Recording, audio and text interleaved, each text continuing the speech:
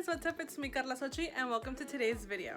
So before we begin, I want to thank all of you who've subscribed to my channel. I recently hit the 100 subscriber mark, which is really exciting to me because I have one very popular video, which is why you guys are probably here right now, which is my Dia de los Muertos video from 2 years ago. And so I have decided to try and create content again, and I'm going to start with this year's Dia de los Muertos altar video.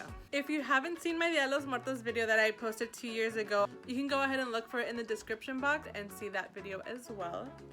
That video is more detailed. It's a longer video. I give the disclaimer that that is how I celebrate Dia de los Muertos. There is so much tradition that goes behind it that I don't do it to a T because physically here in this apartment I cannot. I don't have the space or the resources to make a full-blown altar the way traditionally it's supposed to be. Like I said, I don't speak on behalf of Mexico or all Latinos or all Mexican Americans. I just speak for myself.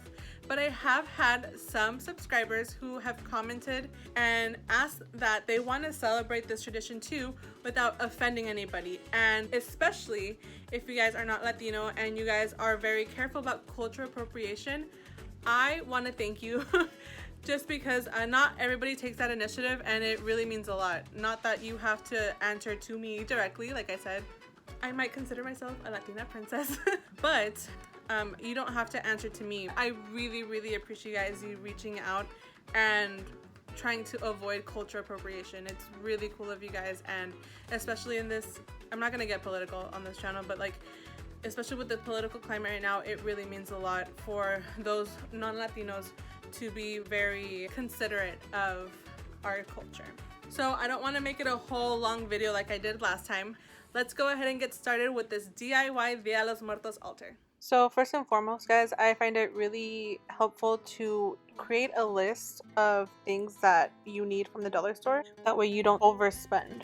I always create these lists before going shopping, and then I end up not having to buy as many things that are on my list. And if you do find yourself overspending, especially for Dollar Tree, they don't accept returns, but you guys should hold on to those items anyway. For your next DIY project, you have things to return. That way you can go towards your next project. So Dollar Tree did have a lot of stuff that you could use for your altar. I didn't buy these things. I did buy these masks that you're going to see here. These wrapping papers are really good for a background, but I ended up using black poster boards, and it just depends on how much space you have on how many you need. And I ended up grabbing some of these tablecloths so I can drape it over my altar. I found these little racks that I really ended up liking to do levels on the altar, and I also found tea lights. Since I live in apartments, I don't like lighting candles, so the tea lights were perfect. Here are the poster boards up on the wall already. They are stapled and they look ugly, but we're gonna fix that with some acrylic paint.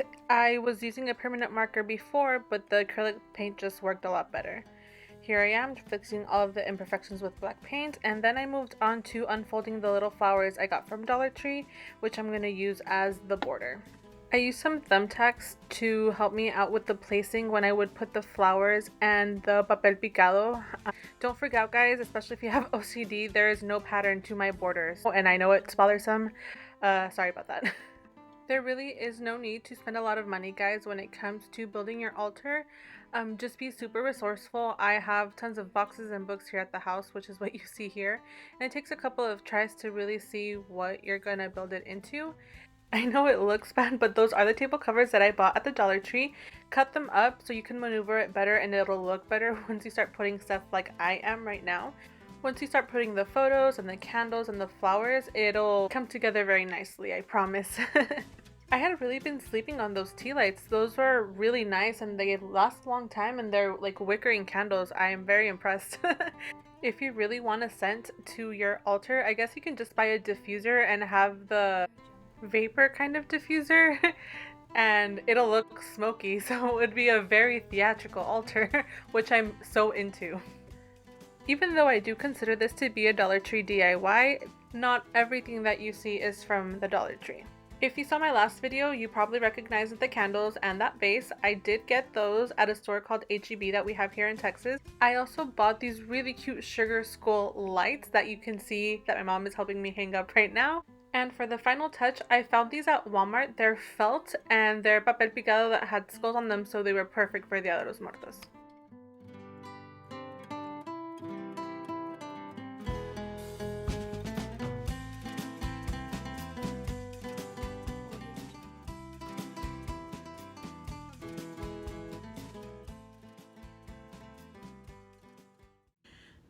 Before I end it here, guys, I wanted to extend my sincerest love and condolences to all of you guys who have lost somebody to COVID this year. I know there are so many people out there who have lost friends and loved ones so unexpectedly to COVID. It just hits a little different. Not that it changes anything, but I do want to extend my love, my prayers, and I pray that you guys find healing and just peace, because I know it's not easy and it's still very fresh. Hola, compadre! So that's it, guys. This is how my Dia de los Muertos altar turned out this year. I love it. It is so much wider, so much bigger, like just exponentially greater than the last time. I really like it. I hope you guys loved it too. If you guys do your Dia de los Muertos altars this year, go ahead and tag me on Instagram. That way I can go see them and I can share it on my Insta stories as well with my followers. So that's really it, guys. Like I mentioned, if you haven't checked it out yet, go ahead and check out my last Dia de los Muertos video. It's a little longer and more informative, and I actually go in detail with who everybody in the altar is. Again, my name is Carla Sochi. I'm Carla Sochi all across the board, Facebook, Twitter, and Instagram, and I'm on TikTok as well. I'm not good at it, but if you guys want to go follow me at Carlasochi14, that'd be cool too. We can become friends. Thank you guys so much for watching. I send you guys my love, and I'll see you guys next time. Bye!